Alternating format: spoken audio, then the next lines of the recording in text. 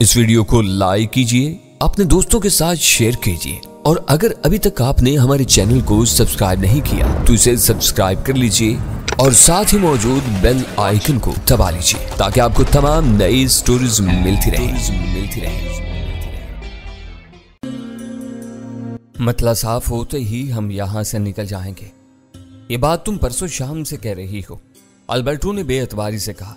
मैं समझ रहा था कि हमारी सिर्फ ये रात बेयकीनी के आलम में गुजरेगी। अगली सुबह की अखबारी इतलात से सब कुछ सामने आ जाएगा और हम हंसी खुशी अपनी अपनी राह लेंगे। पता नहीं अब तुम्हें किस मनहूस घड़ी का इंतजार है। ऐसे वाकयात की गर्द हफ्ते अशरे में बैठती है, वीरा ने रसानियत से कहा। तुम मजीद 2-3 दिन सब्र कर लो। किस लिए, आखिर किस लिए? अल्बर्टो ने फिर हत्थे से उखड़ कर कहा। मेरी समझ में नहीं आ रहा कि तुम यहाँ क्यों पड़ी हुई हो। मैं रिसर्च के लिए इस जलील मुल्क में आया था। तुम यहाँ क्या कर रही हो? तुम्हें कोई फिक्र है? न कहीं आती जाती हो, बिस्तर तोड़ती और मुझे सुलगाती रहती हो। तुम आज ही यहाँ से क्यों नहीं निकल जाती? मेरी भी जान छूट जाएगी। मुझे सिर्फ ये समझा दो कि हम इस कमरे में पड़े क्यों सिसक रहे हैं। मैं 2-3 दिन सब्र कर लूंगा। तुम्हारी खातिर मैं ये सारी एहतियात कर रही हूँ। वीरा ने संजीदगी से उसे समझाने की कोशिश की। इन मशरकी मुल्कों को तुम मुझसे ज्यादा नहीं जानते। आजकल हर तरफ कड़ी छानबीन हो रही होगी। कोतवाली में कई पुलिस वालों ने तुम्हें डेविड के बारे में मालूमात हासिल करते देखा होगा। तुम्हारी एक झलक देखते ही उनकी ये यादाश्त ताज़ा हो सकती है। किसी ने तुमको देख लिया तो तुम बेमौत मारे जाओगे। मैं मारा जाऊंगा ना? उसने अपने सीने पर हाथ मारकर गुस्से से कहा।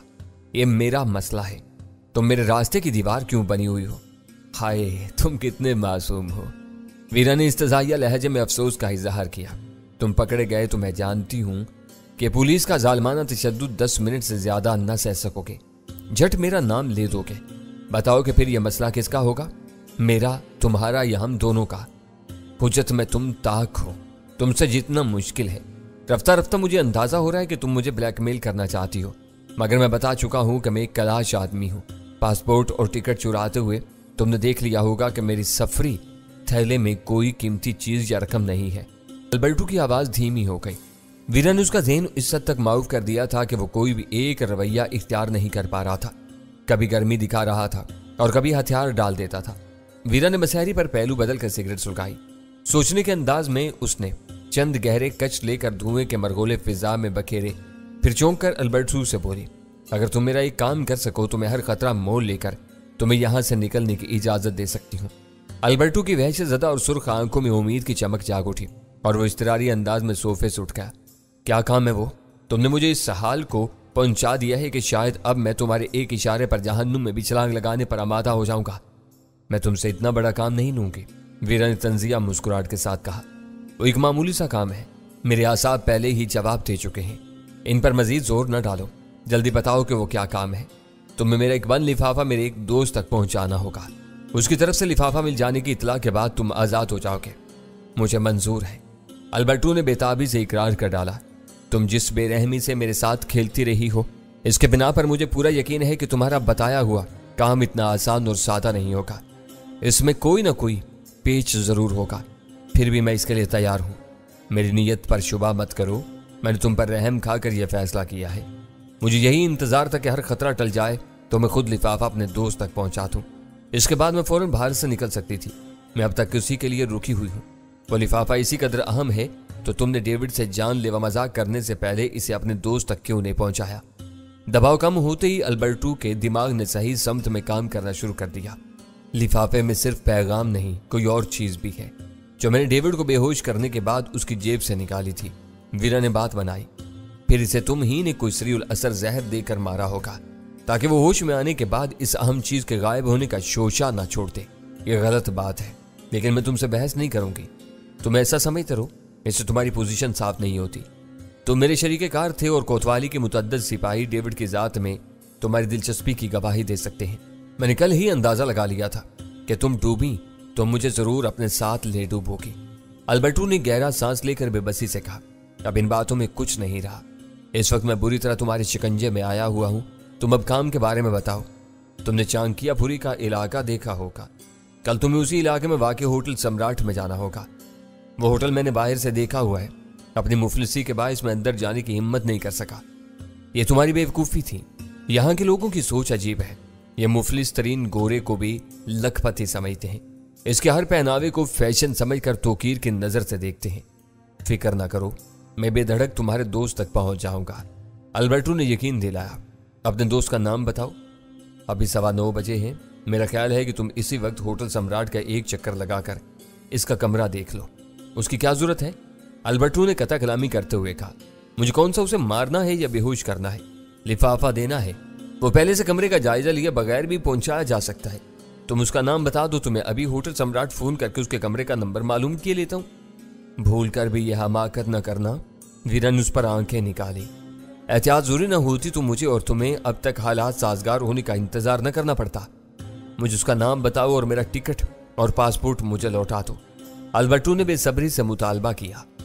तुम्हारी दोनों चीजें काम पूरा होते ही तुम्हें लौटा दी जाएंगी, ये मेरा वादा है। इसका नाम मैं तुमको सुबह बताऊंगी।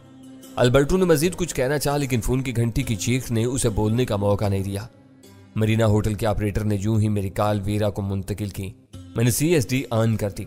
मेरी आवाज सुनकर वो तहय्युर अमेज खुशी का इजहार किए बगैर न रह सकी। मुझे अपने कानों पर यकीन नहीं आ रहा कि यह तुम्हारी आवाज है। यह मेरी ही आवाज है और मेरी ये फोन कॉल बहुत अहम है, मैंने संजीदगी से कहा। फिर पूछा, तुम्हारा अतालवी दोस्त कहाँ है? यही सोफे पर बैठा हुआ है। तुम उसकी फिक्र न करो, वो उर्दू नहीं जानता, इसलिए मैं उर्दू बोल रही हूँ। तुम क्या कर रही हो? तुम्हारा क्या प्रोग्राम है? मैंने सवाल किया। फिलहाल सिर्फ आराम कर रही हूँ और सोचने में मसरूफ हूँ कि अगले शिकार को कैसे चारा डाला जाए। उसने मुबहम सा जवाब दिया।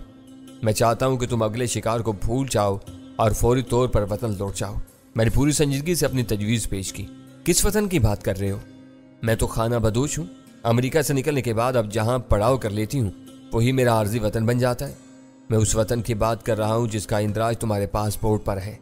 मैंने चुपते हुए लहजा में कहा। क्यों? इस वक्त तुम्हें मेरी वापसी का ख्याल क्यों सता रहा है? हालात उलझ गए हैं। मैं किसी वजह से उनकी नजरों में आ गया हूँ। कल मुझे उसने तलब किया है जिसके लिए हम यहाँ आए थे। मैंने इंकिशाफ किया। ओह! रिसीवर पर उसकी बेसाख्ता सीटी गूंजी। तुम्हारी बात मुबहम है। फोन पर ज्यादा तफसील नहीं पूछी जा सकती। क्या हम कहीं मिल सकते हैं? नामुमकिन है, मैंने सख्ती से कहा। इस वक्त अनगिनत खुफिया आंखें मेरी निगरानी कर रही होंगी। मेरी और तुम्हारी मुलाकात इनसे पोशीदा नहीं रह सकेगी। मेरी बात समझने की कोशिश करो। मैं इस वक्त सख्त उलझन और इज़्तिराब के आलम में हूँ। अचानक ये बुरी खबर सुनाकर तुमने मेरे हाथ बांध दिए हैं। पर दखल मैं एक और बार आजमाने का कसद कर चुकी थी। उसने तुम्हें क्यों बुलाया है ये उससे मिलने के बाद ही मालूम हो सकेगा। तुम कल किस पर और कौन सा वार आजमाने वाली थी। बहुत अच्छा हुआ कि तुमने मुझे फोन कर लिया। अब मेरा कल का प्रोग्राम मुलतवी समझो। एक दिन में 2 महाजों का खुलना मुनासिब नहीं है। मेरा दाव चल जाता तो कल जान का किस्सा भी निमट जाता। उसकी जुबान से वो इंकिशाफ सुनकर मैं सन्नाटे में आ गया। इतना तेज न चलो, तेज रफ्तारी में बहुत बुरी ठोकरें लगती हैं। जरूरी नहीं कि हर मर्तबा किस्मत तुम्हारा साथ देती रहे। कोई भी कदम उठाने से पहले उसकी नाकामी के नताइज पर गौर जरूर कर लेना चाहिए। मुझे ज्यादा मशवरे ना दो, आने वाली मुलाकात पर ध्यान दो। तुम भेड़ियों के भट्ट में जा रहे हो। तुमको वहां खाली हाथ जाना होगा। खाली हाथ जाने का सवाल ही पैदा नहीं होता। कम से कम 2 अंगूठियां मेरी उंगलियों में मौजूद होंगी। अंगूठियां? वीरा की तहय्युर ज़दा आवाज उभरी। किस कदर ताज्जुब की बात है कि मैं भी जान को अंगूठी का तोहफा भेजने का फैसला किए बैठी थी। मेरी तदबीर कारगर हो जाती तो वो अपने हाथों से मौत को गले लगा लेता। मेरे पैगाम पर अमल करते ही अंगूठी का जहर उसके बदन में सरायत कर जाता। मुझे यूं महसूस हुआ जैसे जन से कोई गोली मेरे कान पर से गुजरी हो। मैंने गोपाल के मशवरे पर वीरा को फौरी वापसी पर आमादा करने के लिए वो फोन न किया होता तो अगले दिन हम दोनों अपने हाथों से खुद को तबाह बर्बाद कर चुके होते। वीरा किसी मफरूजा पैगाम के साथ जहरीले नगीने वाली अंगूठी उस उम्मीद पर जान अस्मित को भिजवाती कि वो उसके नगीने को दबाएगा और दबाते ही मौत के घाट उतर जाएगा। मगर ऐसा होना मुमकिन नहीं था। वो कोई आम आदमी नहीं, CIA के ऑपरेशंस का इलाकाई सरबराह था। वो इस फंदे में फंसने से पहले अंगूठी की असलियत जान लेता और यूं दिल्ली में सनसनी की एक नई लहर तोड़ जाती। मैं बेखबरी के आलम में 2 बजे अनिल बिस्वास के दरवाजे पर पहुंचता तो उसके बाखबर और दूरबीन मुहाफिज मेरे पास से इसी किस्म की 2 अंगूठियां बरामद कर लेते। इन दोनों अंगूठियों का राज खुलने के बाद कहीं कोई गुंजाइश न रहती। वीरा के साथ जो होता सो होता, मेरे क्रियाकर्म का बंदोबस्त जरूर हो जाता। वीरा, ये तुम कह रही हो? हैरत और सदमे से चंद सानियों तक गुंग रहने के बाद मैंने जुबान खोली। तुम्हें मालूम है कि अमेरिकी कितने बुज़दिल और डरपोक होते हैं। चांद जैसा घाघ शख्स कभी भी इस धोखे में नहीं आ सकता। शायद पिछली कामयाबी को खुमार से तुम्हारा जहन अभी तक माऊफ है। अंगूठी के साथ में उसे मुख्तसर तहरीरी पैगाम भेजी کہ انگوٹھی کے کھوکھلے کیپسول میں پاکستان کی ایٹمی دھماکوں کی تیاریوں کی مائکرو فلم پوشیدہ ہے۔ وہ کیپسول کو انگلی سے دبا کر پھاڑ دے تو وہ نایاب فلم اسے مل سکتی ہے۔ تمہیں معلوم ہے کہ پوکھران میں جاری بھارتی تیاریوں کو امریکی سرپرستی حاصل ہے، لیکن بلوچستان کے پہاڑی ویرانوں کے بارے میں امریکی سیٹلائٹ بھی کچھ معلوم نہیں کر سکی۔ کیا امریکیوں کی کمزوری ہے؟ وہ بے ساختہ میرے مشورے پر عمل کر گزرتا۔ اس کے پیشہ ورانہ تجسس اور اضطراری رد عمل کو مد نظر رکھ کر تم نے جو فیصلہ کیا تھا وہ غلط تھا۔ تم یہ بھول گئی کہ پہلے وہ ایک عیش کوش اور بزدل شخص ہے، بعد میں CIA کا زونل چیف ہے۔ تمہارا انکشاف اس کی بزدلی کو دلیری میں نہیں بدل سکتا تھا، میں نے ملامت امیز لہجہ میں کہا۔ میرا ساتھی بھاگ نکلنے کے لیے بے چین ہے۔ ویرا کی آواز دھیمی اور مصلحت آمیز ہوگی۔ اس سے پہلے کہ وہ رسیاں تڑوا کر بھاگ جائے، میں اسے یہ بڑا کام دینا چاہ رہی ہوں۔ میں نے اجلت میں فیصلہ کیا تھا جسے میں واپس لے چکی ہوں، اب کوئی اور بات کروں۔ تم اس قدر بے پرواہ ہو مگر تمہاری عزائم کے تصور سے میرے بدن میں اب تک پھریریاں سی دوڑ رہی ہیں۔ میں کوئی اور بات کیا کروں؟ تم نے مجھے منجدھار میں اکیلا چھوڑ دیا ہے۔ مجھے مشورے کے لیے کوئی میسر نہیں ہے، جسے پھانسا ہے وہ وحشت میں مبتلا ہے۔ ان حالات میں بکرات جیسے دانش مند سے بھی فیصلے کی غلطی ہو سکتی ہے۔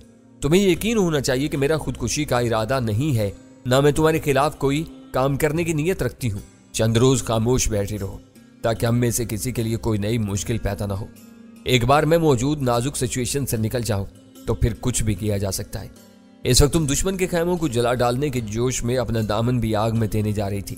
یہ نہ بھولو کہ اب ہم ایک دوسرے کی ضرورت بن چکے ہیں۔ ہم تمہاری زندگی کے خواہاں ہیں۔ تمہاری زندگی اتنی سستی نہیں ہے کہ اسے کسی جان یا چینی کے لیے داؤ پر لگا دیا جائے۔ ذرا ایک بار پھر کہو۔ میرے کان میں اس کی مسرت امیز سرگوشی ابھری۔ کیا تم واقعی میری ضرورت محسوس کرتے ہو؟ میں نے اپنے قریب بیٹھی ہوئی غزالہ کی طرف دیکھ کر برا سا منہ بنایا، پھر متاسفانہ انداز میں اپنا سر جھٹکتے ہوئے ریسیور میں کہا، میں بھی تمہاری ضرورت محسوس کرتا ہوں، بقیہ تینوں کے بارے میں بھی یہ دعویٰ کر سکتا ہوں۔ اس کی آواز سے خوشی کافور ہوگی۔ میں بھول گئی تھی کہ تم نے سب کی بات کی ہوگی۔ الفاظ کا ہیر پھیر بعض اوقات انسان کو بہت بڑے دھوکے میں ڈال دیتا ہے۔ کچھ لوگ ایسے ہوتے ہیں جو انہی دھوکوں کی دنیا میں رہ کر اپنی زندگی گزار دیتے ہیں، پھر بھی ان کے خوابوں کی تعبیر انہیں نہیں ملتی۔ خیر اب تم اطمینان رکھو، میں اچھی طرح سوچے سمجھے بغیر کوئی قدم نہیں اٹھاؤں گی۔ اپنے شکار سے مل لو تو مجھے اطلاع دینے کی زحمت ضرور کر لینا۔ ابھی تم کہہ رہی تھی کہ اطالوی طوطا تمہارے قفس کی تیلیاں توڑ کر اڑ جانے کے لیے بے چین ہے، اسے تم کیسے روکو گی؟ اب اس کے صبر کا پیمانہ لبریز ہو چکا ہے۔ میں نے زیادہ زبردستی کی تو وہ کوئی ہنگامہ کھڑا کر دے گا۔ میں نے اسے اتنا زیادہ ڈرا دیا ہے، ٹھوٹے وٹ کے بارے میں مر کر بھی اپنی زبان نہیں کھولے گا۔ وہ جانا چاہے گا تو چلا جائے گا، اب میں اسے نہیں روکوں گی۔ وہ چلا گیا تو تم نیا مشیر، مددگار اور اعلیٰ کار کہاں سے لاؤ گی؟ میں نے پوچھا۔ وہ ہنس دی۔ اسے میں نے ہوٹل کے بار میں تاکا تھا۔ وہ نہ صحیح اور صحیح، اکیلی رہے گی تو کسی اور کو پکڑ لوں گی۔ تمہیں معلوم ہے کہ ایسے معاملات میں مجھے ڈان مرسیانو خصوصی تربیت دے چکا ہے۔ آج تک میں نے جس مرد پر توجہ دی ہے اسے اپنے قدموں میں جھکایا ہے۔ تم واحد سنگ دل آدمی ہو جو جھکنے کے بجائے جھکانا اور رلانا جانتے ہو۔ میں نے بھی تمہیں اپنے لیے چیلنج سمجھا ہوا ہے۔ زندگی رہی تو ایک نہ ایک دن تم بھی اپنی بے رخی پر پشیمان نظر آؤ گے۔ اس کی ذہنی رو بہکنے لگی تھی۔ غزالہ کی موجودگی میں اسے اس موضوع پر کوئی مسکت جواب نہیں دے سکتا تھا۔ میں نرمی سے کہا، یہ باتیں چلتی رہیں گی، یہ کال بہت لمبی ہو گئی ہے، اجازت ہو تو میں فون بند کر دوں؟ میں تمہاری اگلی کال کا کل شام تک انتظار کروں گی۔ یہ کہہ کر ویرا نے خود ہی فون بند کر دیا۔ یہ آج کی اہم ترین فون کال تھی۔ ریسیور رکھ کر میں نے گہرا سانس لیتے ہوئے غزالہ کو بتایا، ویرا بہت خطرناک عورت ہے۔ اس کے عزائم کے بارے میں سن کر غزالہ کانپ اٹھی۔ اس کی مہم جو یانب فطرت کسی دن ہم سب کو لے ڈوبے گی۔ وہ ہر وقت کچھ نہ کچھ کر گزرنے کے خبت میں مبتلا رہتی ہے اور اسی دھن میں بعض اوقات غلط فیصلے کر جاتی ہے۔ خدا کا شکر ادا کرو کہ اس وقت اس نے بات کو طول دینے کی کوشش کیے بغیر اپنی غلطی مان لی۔ اب دن کا اختتام سمجھو اور انٹرکام پر روم سروس والوں کو کھانا لانے کے لیے کہہ دو۔ پیٹ بھر لینے کے بعد آدمی کو دور کی سوچنے لگتی ہے۔ ہم بھی نیم اندھیری خوابگاہ میں بستر پر دراز ہو کر کل کے بارے میں کوئی بہتر بات سوچ سکیں گے۔ وہ مسکراتے ہوئے فون کی طرف متوجہ ہو گئی۔ میں غسل خانے کی طرف ہو لیا۔ ہماری وہ رات بستر پر بے آرامی سے کروٹیں بدلتے ہوئے گزری۔ نیند آنکھوں سے کوسوں دور تھی۔ میرے دل و دماغ پر انل بسواس کا خیالی پیکر چھایا جا رہا تھا۔ میں ویرا کی طرح اندھا دھند فیصلے کرنے کا عادی ہوتا تو جذبات کے روح میں بہہ کر انل بسواس کو پہلی ملاقات میں ٹھکانے لگا کر اپنی آزادی، سلامتی اور زندگی کو داؤ پر لگا دیتا۔ ایسی کوئی بھی حرکت مصلحت کے خلاف ہوتی۔ ایک پاکستانی قاتل کے طور پر میرا نام خوب اچھالا جاتا۔ بات سے بات نکلتی تو شاید یہ راز بھی کھل جاتا کہ مظہر خان ڈینی کا دوسرا روپ تھا۔ ان واقعات کے سنگین نتائج پاکستان کے لیے بہت بھاری پڑ سکتے تھے۔ अगली सुबह मैं नाकाफी नींद लेने की वजह से ज़हनी इंतशार और परागंदगी का शिकार था। मैंने बेदिली से अखबारात का सरसरी जायजा लिया और उन्हें एक तरफ डाल दिया। दिल में उमंग और वलवला न होने के बावजूद मैंने गजाला से हंसी मजाक जारी रखने की कोशिश की ताकि मुकर्रर वक्त तक मेरा जहन पूरी तरह फाल हो सके। वो तैयार हुई तो मैंने उसके साथ होटल के हाल में जाकर भरपूर नाश्ता किया। खाली मैदे में पसंदीदा खुराक पहुंचने के बाद रफ्ता रफ्ता मेरी ज़हनी यकसुई बहाल होने लगी। विरहम से अलग थी, मगर मेरा और गजाला का मुस्तकबिल एक दूसरे से वाबस्ता था। अनिल बिस्वा से मुलाकात में अगर कोई मुखासमाना फिजा पैदा होती तो गजाला के लिए उसके असरात से बचना नामुमकिन था। एक अटल हकीकत थी जिसे किसी बहलावे से नहीं टाला जा सकता था। दोबारा कमरे में पहुंचने के बाद मैंने अपने असबाब की फहरिस्त को ज़हन में दोहराया। कमरे में चंद चीजें ऐसी थी जिनकी मौजूदगी बजाय खुद जुर्म थी। इस फहरिस्त में अव्वल खान के खजाने से लिए हुए चंद छोटे शोबदे, भीमगन और गोपाल का दिया हुआ ऑपरेटस शामिल था। वक्त गुजर रहा था, कमरे में इन चीजों को कहीं भी नहीं छुपाया जा सकता था। होटलों के कमरे आम तौर पर ऐसे बनाए जाते हैं कि महज एक नजर में होटल की मलकियत और मेहमान के असबाब का तयन हो सके। बाथरूम का फ्लश टैंक किसी जमाने में महफूज तस्वुर किया जाता था। प्लास्टिक की थैलियों में महफूज करके कोई भी कागज, आला या अच्छी हथियार इनमें डाल दिया जाता था। लेकिन बढ़ते हुए इस्तेमाल की वजह से पानी की वो मुख्तसर सी टंकी अपनी अफादियत खो चुकी थी। हर तफ्तीशी अफसर इस पर एक नजर डालना अपना बुनियादी फर्ज समझने लगा था। मैंने G2 से ऑपरेटर्स पर राब्ता किया। शायद वो अपनी हर मसरूफियत तर्क करके मेरे किसी पैगाम का मुंतजिर था। गोपाल ने पहली कॉल पर जवाब देने के साथ ही मुझे बताया कि राह के मुतअद्दिद हरकारे हमारे होटल के अंदर और बाहर देखे जा रहे थे। इनकी सरगर्मियां पुरअसरार और महदूद सी थी। किसी ने हमारे फ्लोर पर या कमरे में रसाई की कोशिश नहीं की थी। मैं होटल छोड़ने से पहले आर्जी तौर पर कुछ चीजें यहाँ से हटा देना चाहता हूँ। इनमें ऑपरेटर्स भी शामिल है। यह मानते लेने के लिए तुम किसी को भेज सकते हो। मैंने उसकी बात मुकम्मल होने के बाद इख्तिसार से काम लेते हुए अपना मुद्दा बयान किया। वो फौरन बात की तह तक पहुंच गया। तुम बहुत दूर अंदेश हो। G3 तुम्हारे होटल से बहुत करीब है। शायद वो हमारी ये गुफ्तगू भी सुन रहा हो। मैं भी उसे तुम्हारे पास पहुंचने की हिदायत देता हूँ। वो किसी की नजरों में आए बगैर तुम्हारी चीजें ले आएगा। G3, क्या तुम लाइन पर हो? ओवर। आखिरी पैगाम उसने सुनील के लिए नशर किया था। मैं खामोश रहा। मेरे ऑपरेटर्स पर फौरन सुनील की आवाज उभरी। मैं मौजूद हूँ और हदायत सुन चुका हूँ। तुम कहो तो मैं चंद मिनट में G1 के कमरे तक पहुंच सकता हूँ। ओवर। इस बार भी मेरी खामोशी जरूरी थी। गोपाल ने सुनील को फौरी तौर पर मेरे पास पहुंचने का हुक्म देकर दोबारा मुझसे रजू किया तो मैंने उसका शुक्रिया अदा करके अलविदाई फिक्रे के साथ ऑपरेटर्स ऑफ कर दिया। इस गुफ्तगू से पहले मैंने गजाला को एतमाद में नहीं लिया था। वो बातें सुनकर उसका चेहरा धुआं हो गया और गुलाबी होंठों पर खौफ की हल्की सी सफेदी छलकने लगी। आपके इन इक़दामात से मुझे खौफ आ रहा है, जैसे हमारी कश्ती डूबने वाली हो और इस पर से बोझ हल्का किया जा रहा हो। यह सिर्फ एहतियाती इक़दामात हैं, मैंने उसे दिलासा दिया। वो किसी वजह से मुझे वहां रोक लें और किसी को तुम्हारे पास भेजें तो उन्हें यहाँ कोई मुश्तबा चीज नहीं मिलनी चाहिए। कोई आसाब शिकस्ता शख्स ऐसी जुज़वियात पर गौर नहीं करता। तुमको मेरे या अपने बारे में फिक्रमंद होने की जरूरत नहीं। खुदा इस रीना को गारत करे। ये सारा चक्कर उसी का चलाया हुआ है। गजाला ने साबित कर दिया कि वो अव्वल और आखिर एक औरत थी। होटल के रिकॉर्ड पर मेरे और गजाला के दरमियान कोई रिश्ता नहीं था। इसी एक नुक्ते से बात का पतंगड़ बना था और राह वाले मेरी तरफ मुतवज्जा हुए थे। मगर मजहबी मुआशरती और इखलाकी हकीकत ये थी कि गजाला मेरी बीवी थी। उसकी दिलजोई करना मेरा फर्ज था।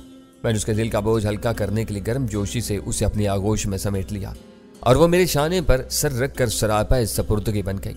फरते जज्बात से उसके बदन को हल्के हल्के झटके लग रहे थे, लेकिन उसके लब खामोश थे। खूनखार दुश्मन की जबरी दावत पर उसकी खचार में जाने से पहले वो मेरी और गजाला की आखिरी हम आगोशी थी, जो ज्यादा तवील ना हो सकी। G3 अपने फर्ज की अदायगी के लिए जरूरत से कुछ ज्यादा ही मुस्तैद था।